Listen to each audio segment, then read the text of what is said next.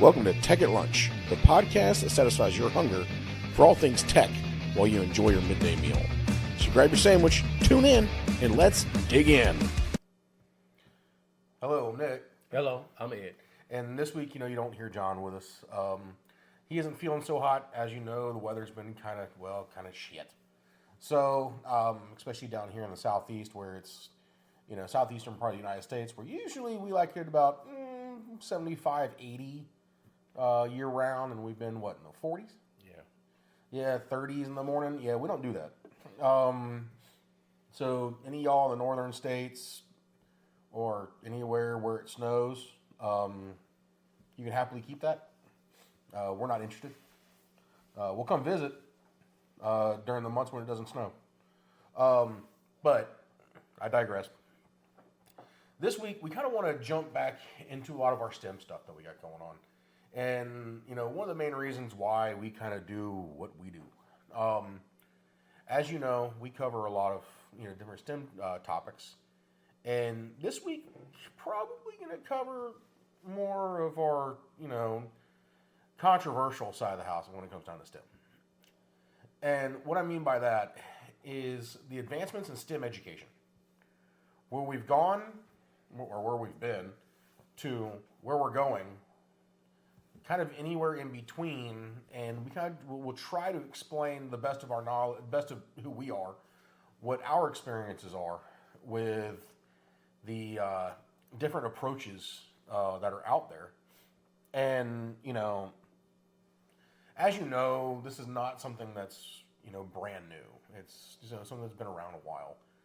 And so STEM, always started in the small schools, worked its way up and stuff like that, and eventually kind of made it to where, it is today. So when we start talking about, STEM education advancement, what are you thinking? Well, we'll just start like one aspect of it. I would say probably the biggest thing that I've been impressed with over the last, 10 years, in particular, probably the last 5 years, is gamification. Yeah. I believe gamification, from an aspect of trying to implement some STEM-related coursework, is a pretty great idea because it reaches home with kids that have handheld devices or tablets, or that have say PlayStation 4s or Xbox or say Nintendo, whatever system. If you're able to take the same concept that can occupy a kid's time for hours and then make that educational, it's a win for you as an educator. And I think another thing that I would say would be the online revolution that's happened via COVID. I think the ability to be able to do things online has really allowed a lot of places that don't have the resources to be able to reach a lot of their student body. Yeah, we've all heard, one of our classes, or one of our podcasts before, we brought on Bridget. She is one of our local math teachers, good friend of mine. And, she's kind of, dealt with the digitization of middle school and middle school math and middle school course curriculum and stuff like that. So going digital, it also helps because, we do have some kids who, they're not in traditional schools. They can't be, or their parents don't, pertain them to be in a digital school because they may have a disability of some sort. That is where, like you said, the gamification and the beauty of online learning come into play. These kids, no matter, if you're able-bodied or non-able-bodied,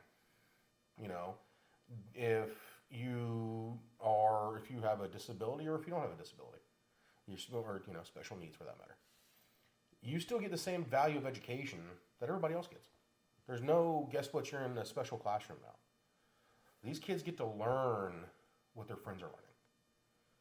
You don't, so we're not worried about are we bridging that gap anymore. I think we finally figured out how to close the gap a little faster than it was, say, 10, 15 years ago. Because, and the reason why, I look at, especially the special needs community is, my nephew has autism. And I always kind of look of how can we, and, I know Champ has a nephew that is as well. But how can we make sure they're getting the best benefit for education as they possibly can? And the fact is you get STEM education going digital and gamifying it helps these kids learn that just that much better. Which means that their benefit of education skyrockets. You get these kids who, they may not have ever thought about, oh, I can do that. Guess what? Now they can. Mm-hmm. Well, I would say special needs kids and kids with autism or kids with some type of concentration disability or kids that are, what I call, they're actually geniuses because they can concentrate on one thing. Oh, yeah. One thing. Excuse me. I believe with the technology we have today, you could tailor programs for those kids via online learning. Mm-hmm. I agree with that. So everybody does not have the ability or the desire to be, say, a sculptor. Mm-hmm. Everybody can't be a great painter. I can barely draw a circle. Well, excuse me, guys. I'm sorry. Sinuses a little bit. And then the other thing is, everybody does not have the faculty to do complex mathematics. Right. But everybody has the ability to learn. So when we say STEM, yes, it's the four core things and maybe some of the art stuff. But STEM can also be used another way. Mm-hmm. We can also use STEM to figure out courses for people that want to go into the culinary industry. We can figure out a STEM program for kids that learn a certain way. Mm-hmm. They have to learn a particular way because of some type of disability. Yeah. So what I believe when we say a kid has a disability, yes he does, but with the technology we can I would say make it we irrelevant. can append it or we could enhance it. We can enhance it. But and the thing is, I think also with that, not to stop you, but stuff you know what you can use a drink right about now, is we kind of make it, I don't mean it in a bad way, make it irrelevant. Make the kid be a kid. Make the person be a person. We spend so much time worrying about, are we doing the right thing by people? And I think that if we can actually gamify majority of our STEM education and stuff like that, make it where kids understand it, they have fun with it, then that kid doesn't have a disability anymore, right? They do, but they don't. They're just a normal kid learning with their friends, learning the same exact thing their friends are learning. And guess what? They're now part of everybody. I understand things make us different. I get that. I really do. But the thing is make everybody enjoy it. And I think bringing everybody together, make everybody whole, teach everybody the same subject. Everybody's on the same page. Everybody has a little bit more fun with it. I'm just a little bit different, just a little. I believe that in our school systems, we've tried too many times to try to have a well-rounded education for everybody. Yeah. And then what I'm seeing from my background, most of the kids that I went to school with ended up in a factory. Mm-hmm. So what did that well-rounded education provide? Yeah, makes sense. If the goal is some kids don't want to go to a higher, you know, university for education, Mm-hmm. then why don't we focus on giving those kids a skill? Yeah. I would much rather have 80% of the population have a skill and 20% of the population go into higher education. Yeah, makes sense. If that's what they desire. Not that you're forced to do either. Right. You have free will to do either. But I'm saying if a person has no desire to be a physicist or has little desire to be a mathematician, why are we teaching concepts beyond the basics of mathematics? Now, what I believe should happen is we should teach every person how to manage money. Yeah. That's something that should be life skills. We should be teaching life skills and communication skills and skills like if you have a disability, how do you function outside the world on your own? And it can be done now because we have AI. Right. And if AI is used properly, then AI can assist any person that has any disability. Right. And it's wearable. Yeah, and you start getting into like AR type of stuff too. Yeah, I mean, but what I mean, like, say it's a kid that has an attention problem. Mm-hmm. With AI and a wearable technology, that technology can, okay, he's being distracted. Get him back focused. Okay, he has a anxiety if there's too many people in the room. The technology understands there's too many people in the room, and it says, okay, we need to leave. Yeah. Or it soothes him. Right. This is what I mean by using technology for people with disabilities. Yeah. Using AI properly. I agree with that. I 100% agree with You that. know, more machine learning than AI. Mm-hmm. It'll be more machine learning than deep learning. Yeah. But nonetheless, we should be using those type of things when people have disabilities. Right. But back to what we were talking about. I believe it is a society's responsibility to prepare every person to be able to function on their own. Yeah. I believe sometimes it's necessary in our society to help people. Yeah. But I believe in our society, we should be enabling people Makes sense. to become better by giving them the tools to do that. Yeah. You know, and I agree with that. I am one of those type of people that, you know, I went through high school. I went to, you know, a 4-year university to start with. Tuition got a little bit too high, but I focused on flying airplanes. So, of course, my tuition was higher than everybody else's. You know, I was not an art major. You know, I was an aerospace major. You know, I was learning to fly aircraft. It's nothing wrong with being an art Right, major. exactly. That's what you want to do. But the thing is Yes. the tuition difference. Yes. So, you know, I joined the Marine Corps. You know, I learned my trade, you know. And then from there, you know, while I was still in the Marine Corps, I decided to pursue online learning. And that's when I went through, you know, a couple of the schools I went through, you know, finally ended up on, you know, at Penn State with doing my bachelor's and my master's degree through them. And then now currently working on my doctorate through, you know, Purdue, you know. And the thing is, I went through a different route. But the thing is that you know, I have friends who went through the tech college route, who went through the old UTI program, if you remember that one.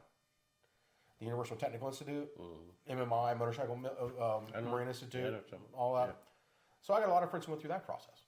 You know, they loved it. They're doing great right now, you know. And, you know, the thing is STEM in the automotive aftermarket industry is booming right now. And, you know, it's gonna be absolutely awesome. But the thing is, you know, not everybody has to follow everybody else's path. You know, and that's kind of where, you know, that difference lies. But I believe like what you do. You know, I did ROTC in high school because I wanted to join the Marine Corps, you know, and that's what I did. But the thing is, you know, you also have auto shop. You have shop class. Vocational training in high school.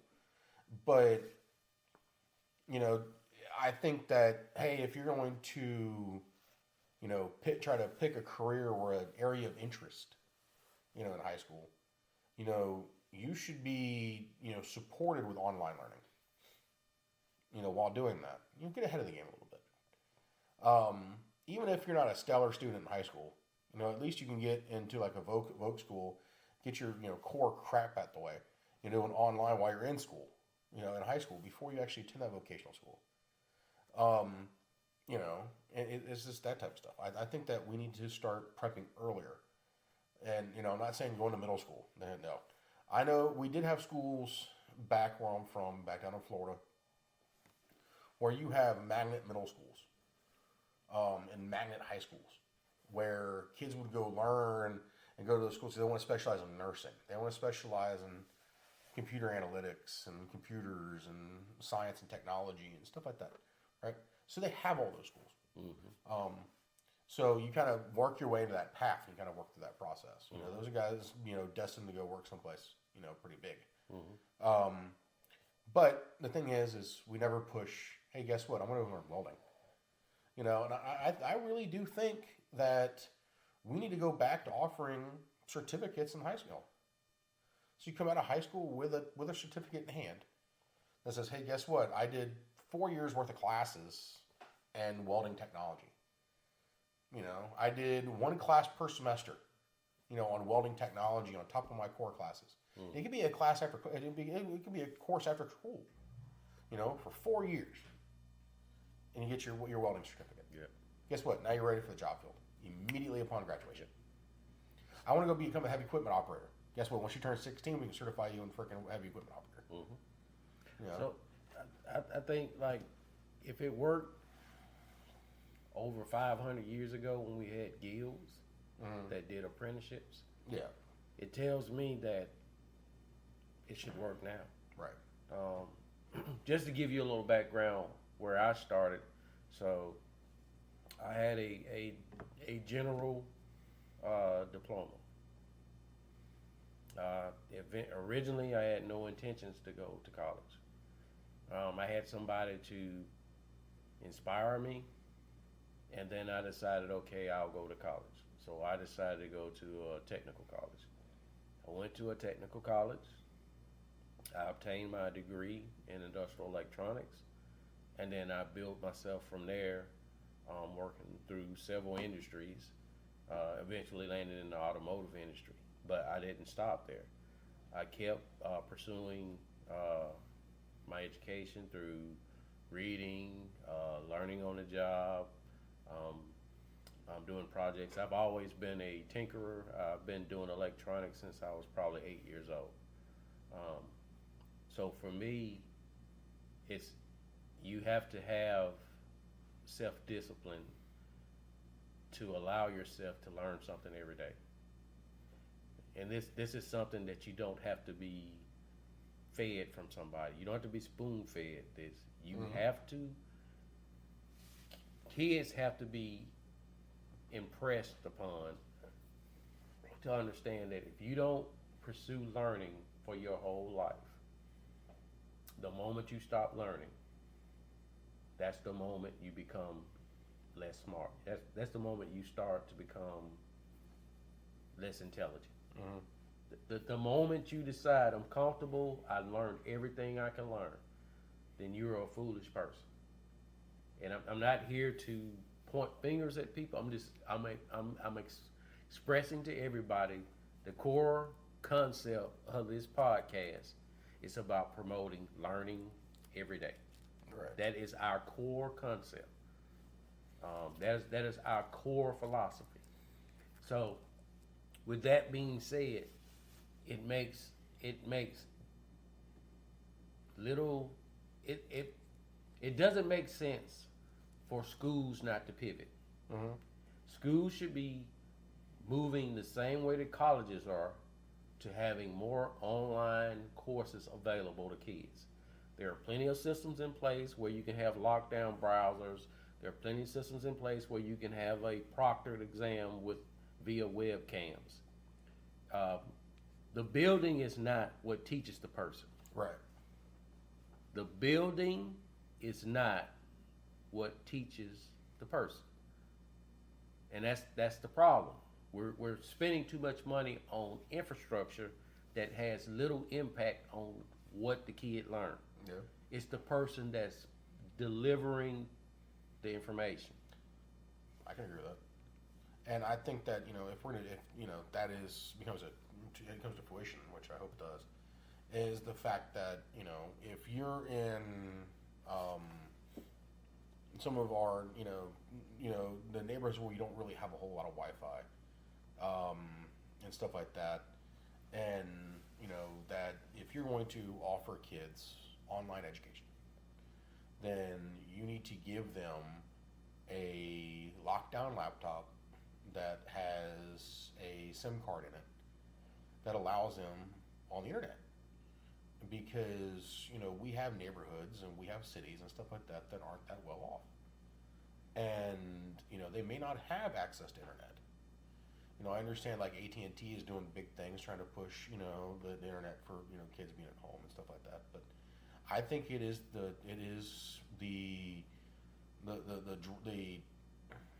requirement. I feel it should be a requirement, but it's an obligation for the education system to provide even if it in court, like for me, I'll pay higher on my taxes if I make sure kids are getting good education. If that means, hey, guess what? They're getting a laptop with a SIM card in it that gets them on the internet, so they can go to school because they live in an area where there's no Wi-Fi. So this is where I'll give you an alternative. If I do not have to have the buildings, Mm-hmm. I don't have to have the utilities.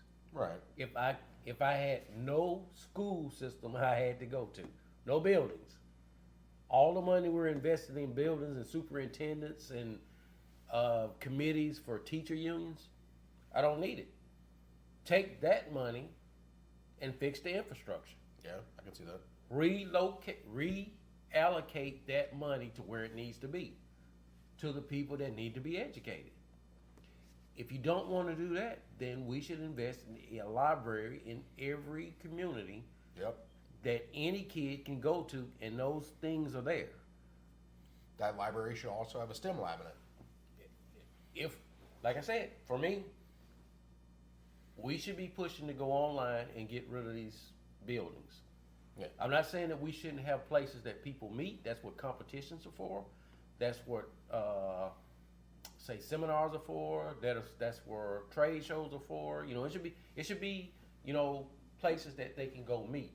Yeah. I think the homeschooling, because kids are social in nature now, is probably the best model. Yeah. Is there that or just give them an option? Yeah, but how much money would we save in the United States if we could reduce the utilities that we spend on schools in every city? Yeah. The buildings that have to be maintained in every city, the principal that has to be there in every city, the superintendent that has to be there in every city. How much money would you save if you took all that money and put it back into online education, AI, everything far as the infrastructure of the country, and then you train the next generation of workers, doctors, engineers, scientists, and so forth? I can see that working from like high school up. I would even say from the lower level, because now the mother has the opportunity to stay home and nurse the baby chick. Yeah. Herself. My only thing is when you start getting single families, single mother, single parent families, it starts to get a little bit tougher. That's why I think once you get to an age where he can stay by himself, like middle school or like late middle school, early high school, that's where I think it kind of plays in, because then the option's there. But like once again, if I take the resources away from where we're putting it into a building, reallocate the resources that's been given to these communities, give the parents the opportunity to get vouchers for a single mother. Yeah. We're talking about, hey, we want to help these people. Yeah, that makes We'll sense. put the system in place from the money we would recoup from getting rid of a physical building. I'm not saying all buildings, but I'm saying in general, within the next 10 years, it makes no sense to have a physical building. Yeah, and I don't think there will be. It's absolutely insane to think that somebody want to keep a building so somebody can have a job. The job will not go away. It just will be online. Right. What will go away is I do not need a principal or a vice principal or a coach for a football team. If you want football, fine. You set up your rec league to have your football teams. Yeah. Or what they call youth, like traveling teams, if that's what you want. Yeah. If you still want a physical building, it's fine. I'm not saying get rid of all physical buildings, but we should reduce the amount of physical buildings we have. The option should be given to any kid, to any family to do online or a physical building. I agree with you. And we should take the resources we could recoup from that and put it back into those poor neighborhoods. Yeah, I agree with you. And the thing is we have to look at also like what you're talking about when it comes down to the fact of getting people doing apprenticeships and stuff like that. Yeah. I know some of the people that listen to us, are more than likely military members, or service members. Guys, if you are, please, within 180 days of getting out, if you know you're an EAS, if you know you're calling it quits, you're gonna retire. If you're gonna retire at 30 years or less, or you're going to just say, hey, I'm done. I don't want to do this anymore. 180 days out. Start looking at DoD Skill Bridge. Go in there, you'll get free training, you'll get a job offer, do an apprenticeship, get some stuff out of the way, do it while you still have time in the Marine Corps or the military or the Army, Navy, or whatever, Coast Guard if you're part of the Department of Transportation, or DHS now, sorry, they migrated over the years, but well, it was the IRS at one point. But they just kind of like bounce around. They were part of the Road Service. But the thing is, guys, go take a look at DoD Skill Bridge. They're paying you for 180 days to, while you're taking care of everything else, to go learn a trade, to go learn something.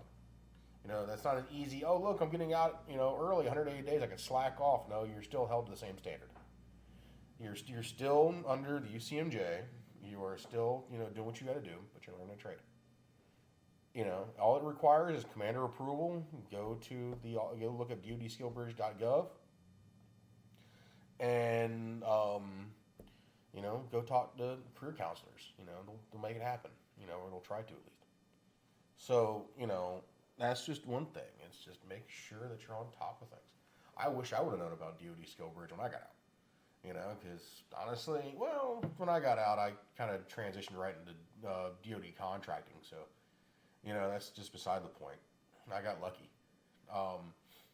But the thing is I know some people that they could have used DoD Skill Bridge to help them out when they first got out of the Marine Corps.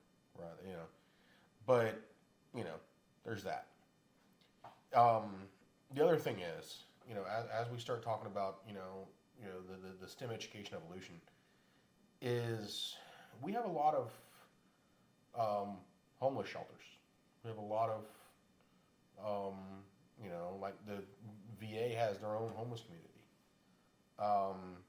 Same thing, Nine Line is working on one in Savannah for homeless veterans and stuff like that. I really think that we need to bring in like STEM labs and stuff like that into these areas and teach these guys why they're there. Not just veterans alone, but anybody from the community, and teach them that trade. Teach them how to weld. Teach them how to operate equipment. Teach them how to do pipe fitting. Teach them how to do robotics. You got these guys who they need help. Be the light. And, they need, the thing is yes, you may have some people who, have, health issues or may have, drug addiction issues. Guess what? Just be a light.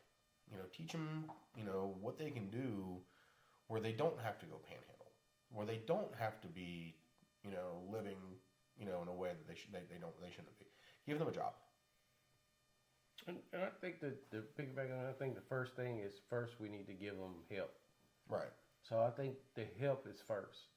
So psychological help, substance abuse help, and then maybe even, you know, um, just to be able to talk to somebody. Then once we do that, it should be like a 3-step process.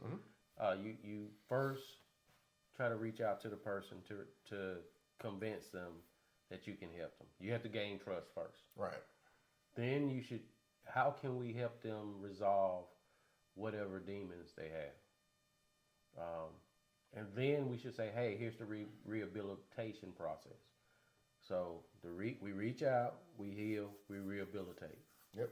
And then in the rehabilitation process, we find out what that person has a passion for.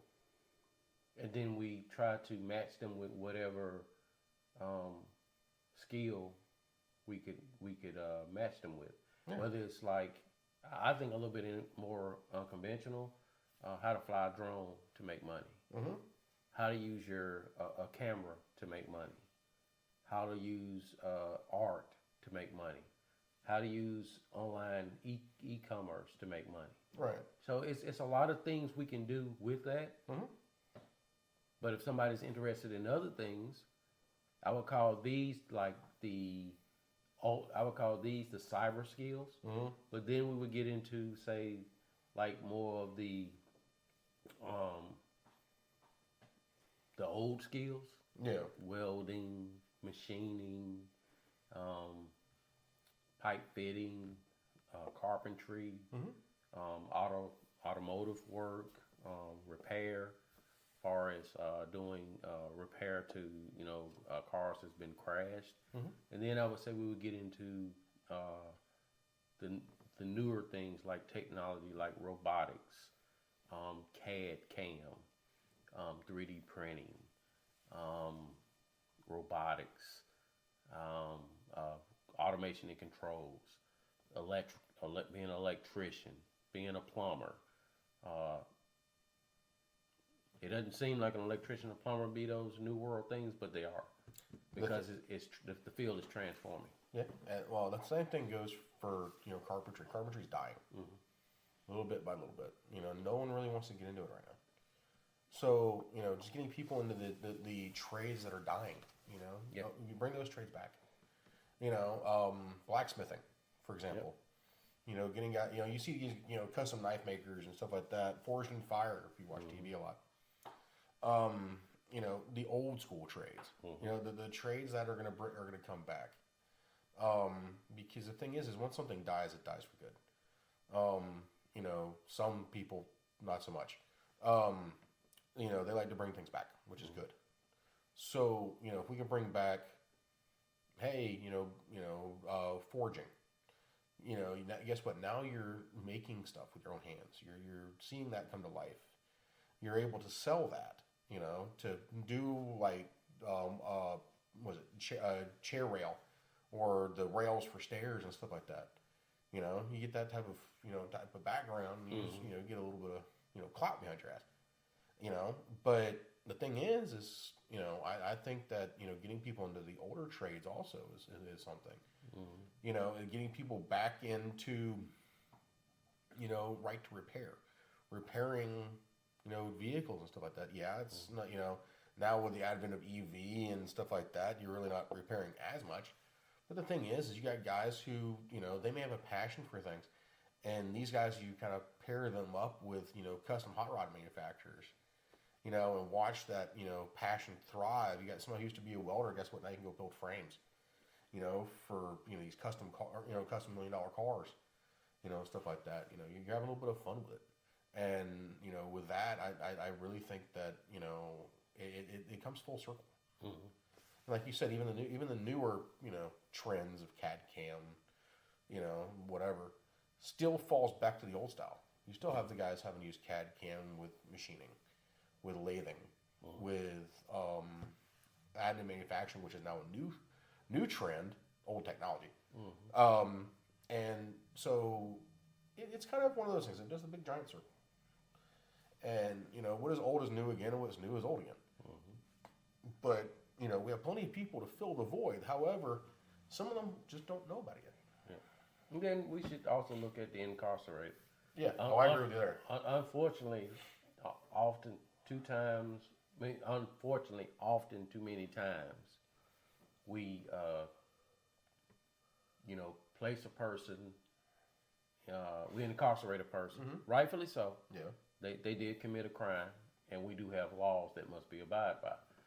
But maybe I'm naive. You're playing right in The my court. person should not come out worse than they were when they went in. Okay, you're playing right in my court here. Yeah. Because most of y'all don't know this. My bachelor's degree is in criminal justice. My master's degree is in homeland security.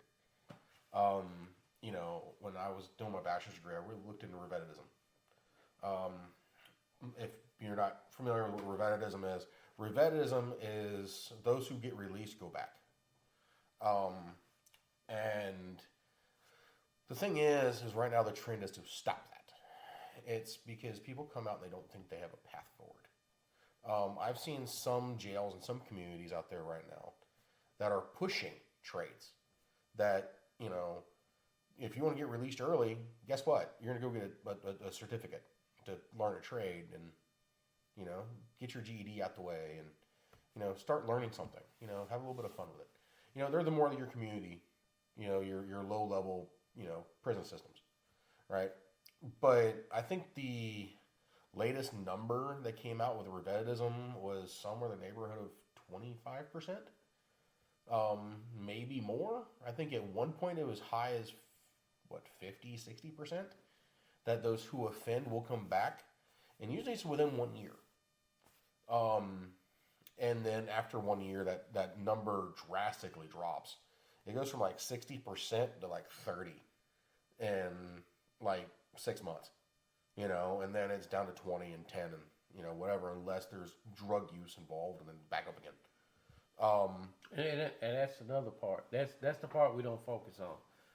For me, we should have a benchmark when the person goes in. If the person has some type of psychological disorder, then that person probably needs to be in some type of facility where that can be addressed. Right. If the person has a drug addiction, then that person needs to be sent to some place to be clean. Yep. To go through a process to be off of drugs. Mm-hmm. And then this needs to be verified, just like we do drug testing for people on a job. There should be drug testing through the whole process of your incarceration. Yeah. And if you test positive, then that's more time. Yeah. Well, and the good thing is once you're incarcerated, we know that sometimes things get in. But, the issue sometimes we see is people leave incarceration, they go back to their old friends and their old ways of doing things, which drags them right back to the reason why they were there. But that's why you make support systems outside. Right. And the thing is most jail systems now, they've gone to the educate the masses approach, where they want to offer, educational systems while people are incarcerated, give them reasons to learn, give them things to do, stuff like that. Teach them a trade if it's a bigger state-run prison or it's a federal, penitentiary. They do have, trades that people can learn, not just making, your, what is a license plate. But, where people can go learn how to cook, how to, do, metalworking and stuff like that, welding. These guys who they come out of the, out of society and incarceration, but they have a trade coming in, into the jails. Well, the one thing that I don't think we do enough is we leverage that. We don't do enough, what I like to call peer-to-peer teaching. We don't have where, hey, because most people are going to learn from their friends, is why can't we have classes that have a main teacher in the prison systems? And this is not just, main state-run prisons. This is like community jails. Community jails, you're 30 days in or less. After 30 days, you get transferred to a state prison depending on where you're at. State of Florida, it's 30 days county incarceration. Once you pass 30 days, it's mandatory you go to a state-run prison system, unless you're being held for some sort of post-trial confinement. But the thing is, I think it needs to start there too, where you have a teacher, but you say, hey, look, I got an inmate who knows, and you take an inventory when they first get there. Hey, what do you know how to do? What do you know what to do? Oh, I can weld. Okay, cool. Okay, guess what? Are you interested? And if we pair you with a welding teacher, will you help teach your fellow inmates how to weld? Yeah. Because people are going to learn better. People are going to learn from their friends, or people who they say, "Oh, he's in my same shoes." It's not this, this guy sitting up in the corner, that guess what? He has to leave the jail every day. Mm-hmm. Somebody they can go to and ask questions about, and stuff like that. Build that support system right there, and that's not to come back to bite you in the butt. And I think I like the peer-to-peer, but I think the same thing that we were discussing earlier, I think we should be using the online technology we have Yeah. to teach some of the concepts we want to teach.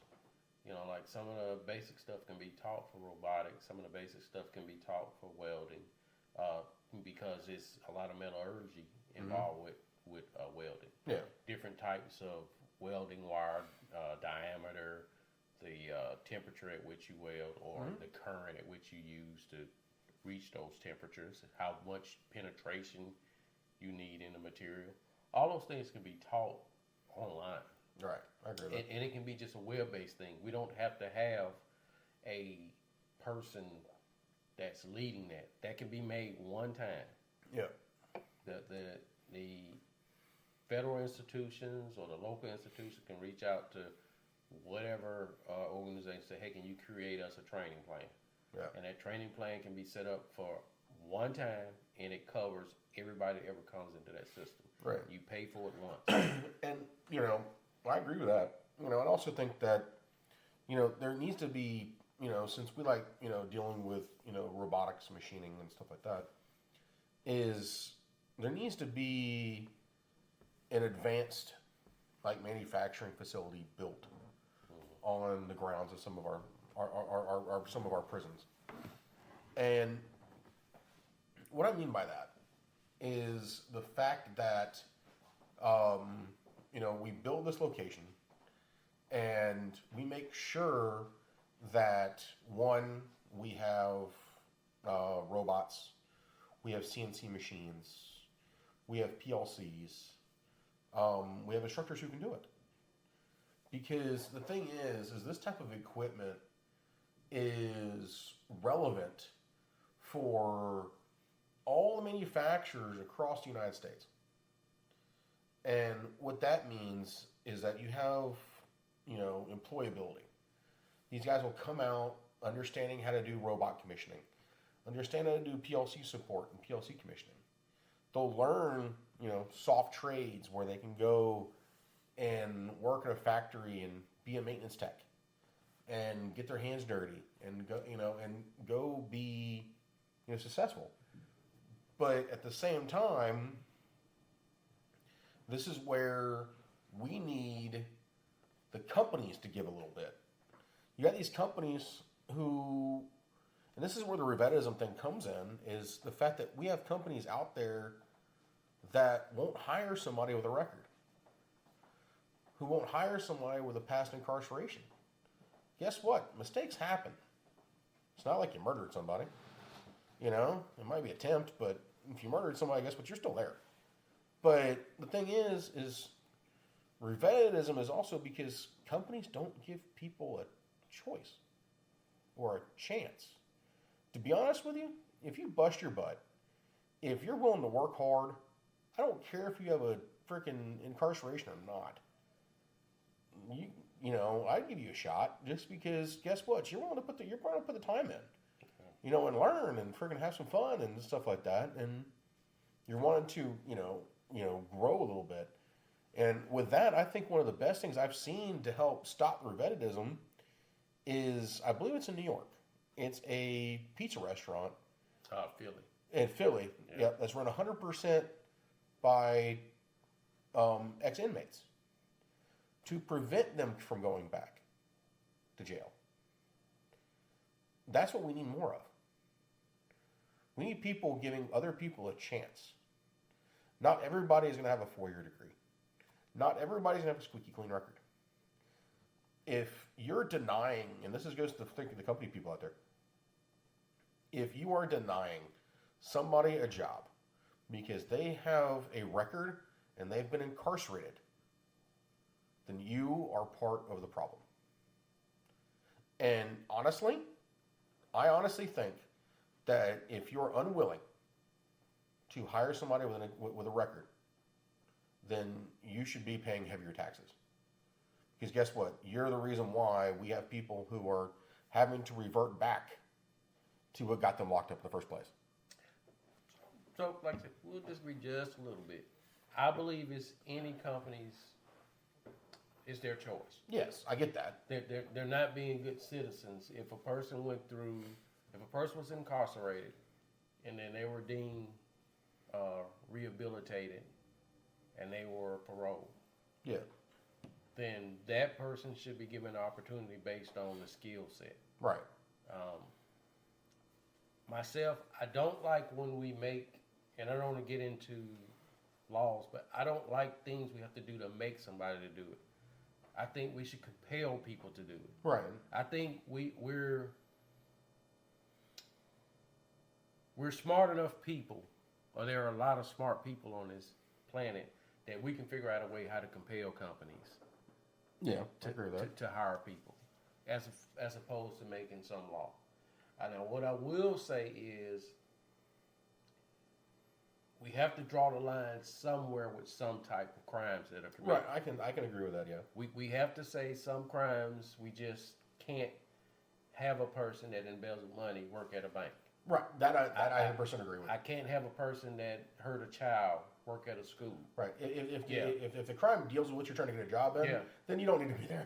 Yeah. So we'll just say that, and so That I agree with. My proposal is though that even those people, if they have proven that they have been rehabilitated, that they still should have the opportunity to work in some trade. Right. If they've learned a trade, they can become a small business owner and run their own business. Right, exactly. So I think it should be more promotion of that, because that's the vehicle that immigrants are using now, is to have their own businesses and have their own trade, Right. and run their own companies.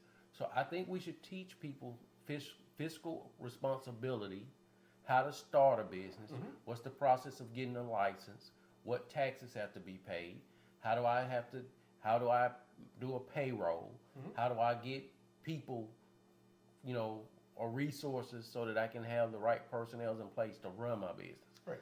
And I'll jump on that topic.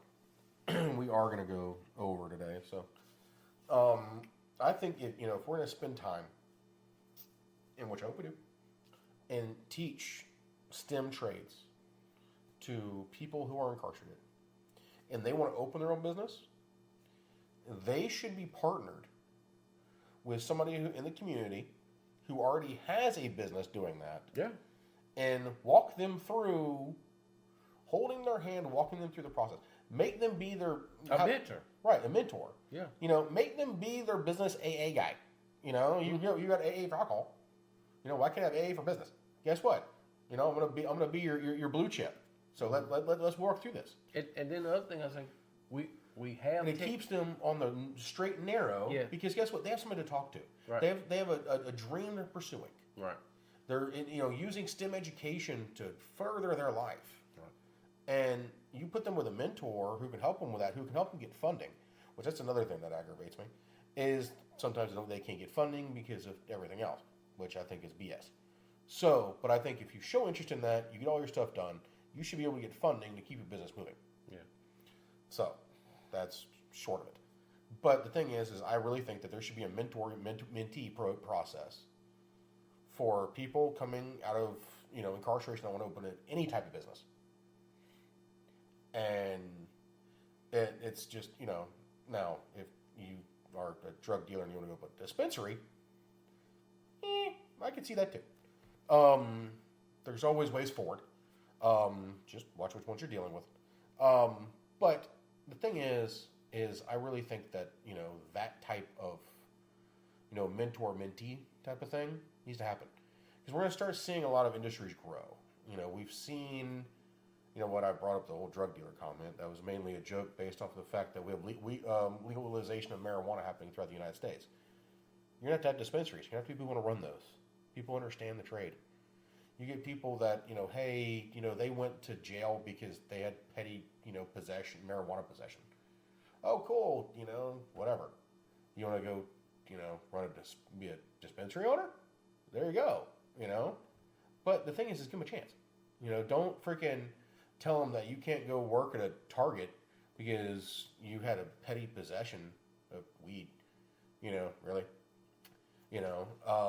But the thing is, I really think that we need to have the mentor-mentee process.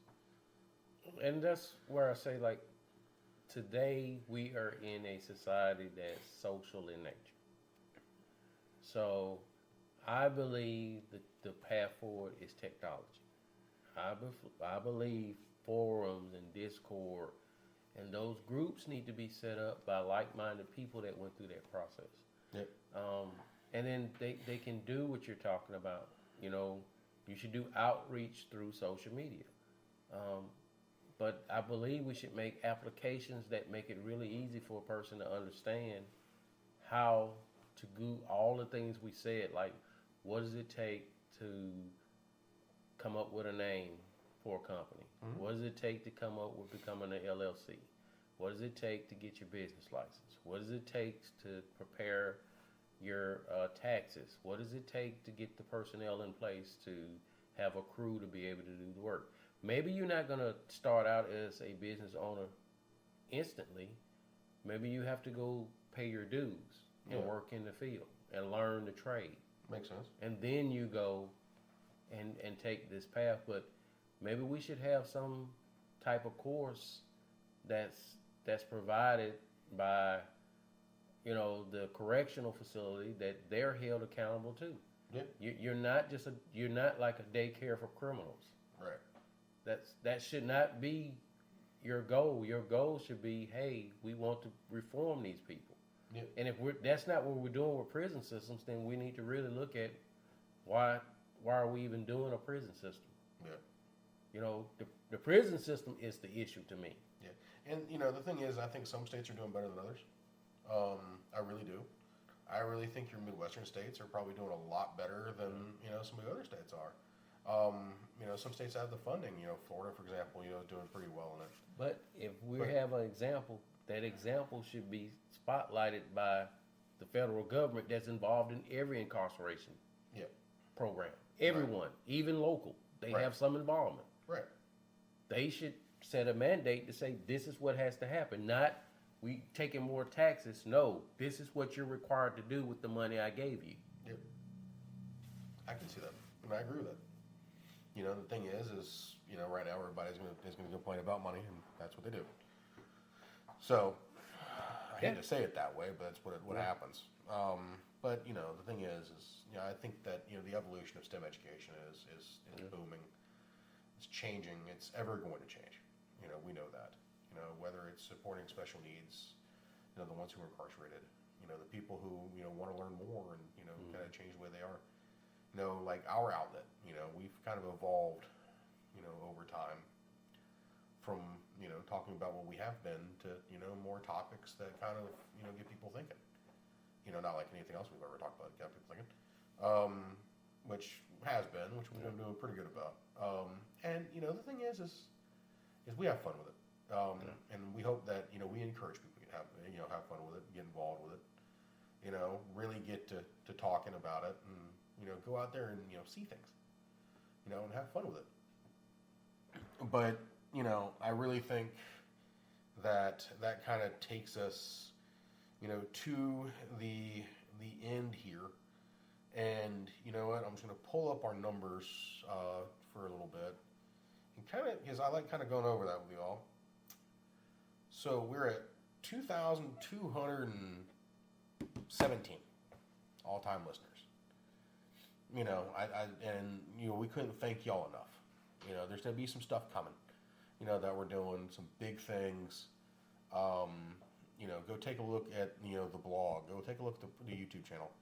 Go look at Vulcan R3D if you really were looking for like merch. We're going to start coming out with more and more shirts and stuff like that we can give that we can do. So Printed Heritage, go take a look at some of that stuff. Let us know. We're doing more and more 3D printed designs and stuff like that we're working on, stuff that we're having fun with. But you know, the thing is we're also going to start looking at the ways that, you know, we can give back. You know, so you may start seeing us to have more and more classes, you know, pop up on Udemy. Or, you know, we may end up finding a way to host our own STEM Academy, you know, somewhere down the road. So you never know what we're going to find. You never know what you're going to find, you know, us doing. So, you know, stick around, have a little bit of fun. And, you know, we appreciate y'all. We thank y'all. And have a good one. I'm going to turn y'all to Ed. So I would just like to talk about 2 other groups we didn't talk about, and I'll just keep it short. So we didn't talk about factories that close and employees that have to learn a new skill. And we haven't talked about people that have worked in the industry for a while and they decide they either pushed out or they decide to retire or they decide to change career paths. So that's another area that we'll probably talk about in the future. We'll have a STEM and job change episode. Yeah. But what I would like to say, we do appreciate all the support. We appreciate everybody that listens. You know us guys, we're not going to always be, I would say, normal. We're going to talk about different things. We don't mean to offend anybody, but at the same time, we're not going to apologize about talking about what we talk about. You listen to us because you enjoy the content that we create. What I would like to impress on everybody, you know, hey, this podcast is not just ours; it's our listeners. So we want you guys to be involved, and if you would like to critique, or if you would like to offer advice, or if you would like to ask for us to talk about certain topics, we're open to that. We're really trying to figure out, you know, the logistics of doing a live episode with you guys where we take questions and answers. Just a whole, you know, episode of nothing but just taking questions and answers from you guys. Whether that's call in, some type of message, you know, like you can reach us on one of the social media platforms. But we're really looking into that, and then we'll do a happy hour with them. Yeah, and then like I said, we appreciate it, and guys, keep up the support. Yep. All right, y'all. Go out there and learn something, and learn something new every day. All right, y'all. Have a good one. That's all for this episode of Tech at Lunch. Thanks for tuning in and joining us for this tech-filled lunch break. We hope you enjoy the show, and don't forget to subscribe on all channels. And also, you can find us on YouTube under Vulcanar Technology Solutions. And join us for our next episode, which gets published every Wednesday at 8 a.m. All right, y'all. Have a good one. See you later.